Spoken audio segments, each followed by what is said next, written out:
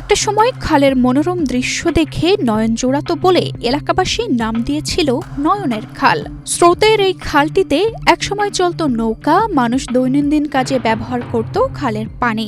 সেই খাল এখন আর নয়ন জোড়ায় না, দখল ও দূষণে খালটির অস্তিত্ব বিলীন হওয়ার পথে। খালের জমা ময়লার স্তূপের গন্ধে পাশ দিয়ে হেঁটে যাওয়াও কষ্টকর। আর বৃষ্টি হলে খালের ময়লার পানিতে একাকার হয় খালের দুই পাশের এলাকা ও বাড়িঘর। ব্যবসা প্রতিষ্ঠান, গরুর খামার, ঘর বানিয়ে যে যেভাবে পেরেছে খালটি দখল করেছে, ফেলেছে ময়লা আবর্জনা। এতে ভরাট হয়ে গেছে খাল, শুকিয়ে গেছে খালের পানি, হারিয়ে গেছে প্রাকৃতিক সৌন্দর্য, পরিণত হয়েছে নর্দমার স্তূপে। ৩৫ থেকে ৪০ ফুট আয়তনের খালটি বর্তমানে কোথাও ৫ ফিট, কোথাও ১০ ফিট, আবার কোথাও কোথাও কোনো অস্তিত্বই নেই খালের। শুধু সরকারের কাছে একটা দাবি যে এই খালটা পরিষ্কার করার ব্যবস্থা করা হোক, যেন এই খালটা পরিষ্কার করার পরে আমাদের ঠিক খালটা আগের মতো ফিরে পাই আমরা। আর এই খালের পরিষ্কার যদি না হয়, বৃষ্টি বাদলের মধ্যে আশেপাশের ঘরের মধ্যে পানি চলে আসে, যার কারণে খুবই খারাপ একটা অবস্থা হয়। এগুলি সবকিছু স্বীকার আমাদের করতে হয়। ওদের স্বপ্ন পূরণে পাশে থাকতে পেরে আমরা গর্বিত।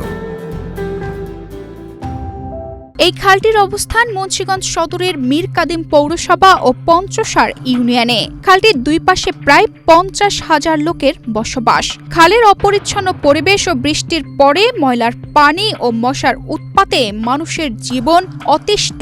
পৌরসভা ও ইউনিয়ন পরিষদের গুরুত্বপূর্ণ অংশ হলেও পৌর কর্তৃপক্ষ কিংবা ইউনিয়ন পরিষদের খালটি উদ্ধারে নেই কোনো উদ্যোগ বা পরিকল্পনা। খালটি মীর কাদিম পৌরসভা ও পঞ্চসার ইউনিয়নের অংশ বিধায় প্রশাসনিকভাবে তেমন গুরুত্ব পায় না। স্থানীয়রা জানান, দখলবাজদের কারণে নয়নের খাল ৯০% দখল হয়ে গেছে, বাকি অংশ ময়লা আবর্জনায় পরিপূর্ণ। এলাকার পরিবেশ রক্ষায় ও মানুষের ভোগান্তি দূর করতে খালটি দখল মুক্ত করা জরুরি। এই যে এটা নয়নের খাল, যেখানে একসময় বিভিন্ন যানবাহন চলাচল করত, যা আমি আমার বাপদাদার থেকে শুনছি।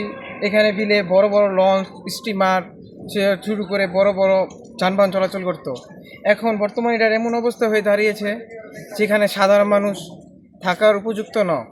এমনকি বিভিন্ন শ্রেণী পেশার লোক আশেপাশে অবৈধ স্থাপনা তৈরি করে ভরাট করে ফেলছে, যার কারণে বৃষ্টি আইলে রাস্তার মধ্যে পানি উঠে যায়, মানুষের ঘর দুয়ারে পানি পর্যন্ত পৌঁছায় যায়। খালটি এখন বর্তমানে আবর্জনা ফেলার কারণে এর আশেপাশে দিয়ে চলাচল করাই যায় না।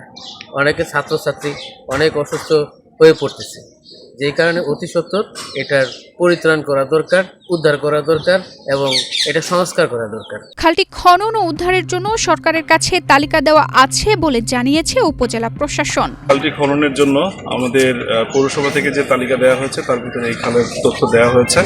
তো আমরা চেষ্টা করব যে দ্রুত সময়ের ভিতরে এই খালটি খননের জন্য যদি আমরা বরাদ্দ পাই, তাহলে এটার খননের ব্যাপারে কার্যক্রম গ্রহণ করতে পারবো। আর এখানে যে ময়লাগুলো এখন চোখের সামনে পড়লো, আমরা আমাদের টিম, পৌরসভার পরিচ্ছন্নতার যে টিম, তারা হচ্ছে কালিন্দিপাড়ায় আমাদের একটা স্টেপ নেওয়া হচ্ছে।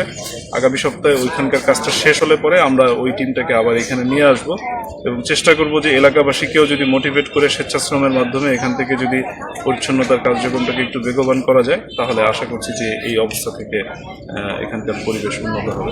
দখল ও দূষণমুক্ত হয়ে নয়নের খাল আবারও স্রোতবাহী হয়ে নয়ন জোড়াবে। পঞ্চসার ও মীর কাদিম পৌর এলাকার মানুষের ভোগান্তি দূর করবে, এমনটাই প্রত্যাশা এলাকাবাসীর। তানজিদা রহমান, ইনায়া, বাংলাদেশ প্রতিদিন।